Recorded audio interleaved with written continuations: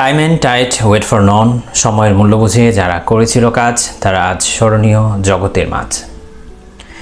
এই ধরনের বহু কবিতা, ছন্দ, প্রবন্ধ পরীক্ষার খাতায় পৃষ্ঠার পর পৃষ্ঠা লিখে আমরা কেউ পাস করেছি, কেউ ফেল করেছি, কেউ A+ পেয়ে আমাদের শিক্ষা জীবন শেষ করেছি। কিন্তু এই সব কবিতার কোনো অস্তিত্ব, কোনো প্রভাব আমাদের লাইফে নেই।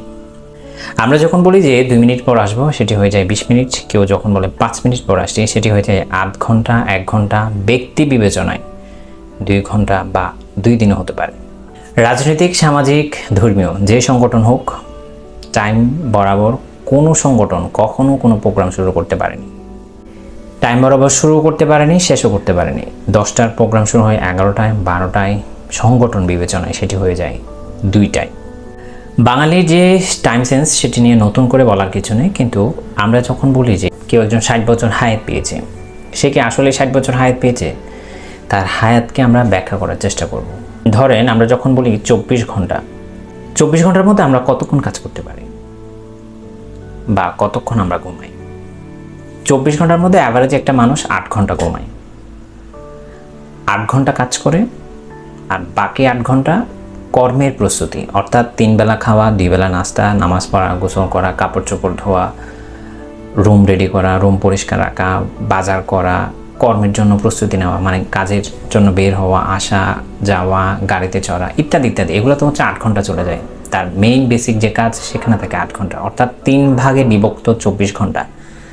ঘুম, কর্মের প্রস্তুতি। সেমভাবে 60 বছর যখন বলছি, 60 বছর কিন্তু হায়াত পায়নি। 20 বছর ঘুমে চলে গেছে, 20 বছর কর্ম করেছে। যে কর্ম করেছে, যে বেকার, তার তো আর বলার দরকার নাই। 20 বছর কর্মের প্রস্তুতি, মানে ইত্যাদি ইত্যাদি কাজে। তাহলে 20 বছর 60 বছর হায়াত পেলে সেখানে হচ্ছে কর্মঘণ্টা মাত্র 20 বছর। ঘন্টার হিসাবে সেটি হচ্ছে 1,75,200 ঘন্টা। কেউ যখন আপনাকে 5 মিনিট সময় দিয়েছে বা 1 ঘন্টা সময় দিয়েছে, 2 ঘন্টা সময় দিয়েছে, আপনি এটিকে আমরা ইজিলি নিয়ে নিই, এটাকে খুব নর্মালি নিয়ে নিই। ও সময় দিয়েছে, কি হয়েছে?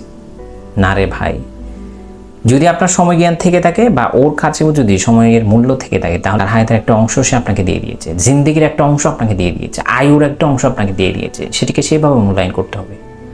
আর যদি সেভাবে মূল্যায়ন না করেন, তাহলে আমাদের সময় জ্ঞান কখনোই আসবে না। আপনি যখন একজন মানুষকে 1 ঘন্টা বসিয়ে রেখেছেন, তার মানে তার ওই 1,75,200 ঘন্টা। 60 বছর বাঁচবে কিনা আমি জানি না, জাস্ট একটা এক্সাম্পল হিসেবে ধরলাম। ওই 1,75,200 ঘন্টা থেকে আপনি 1 ঘন্টা খেয়ে দিলেন, নষ্ট করে দিলেন। তাই সময়কে কখনো তুচ্ছ জ্ঞান করবেন না। সময় মানে হচ্ছে হায়াত, সময় মানে হচ্ছে জীবন। এবং এই সময়কে যদি আমরা যথাযথভাবে মূল্যায়ন করতে পারি, তাহলেই আমাদের জীবন সার্থক হবে। ধন্যবাদ সবাইকে।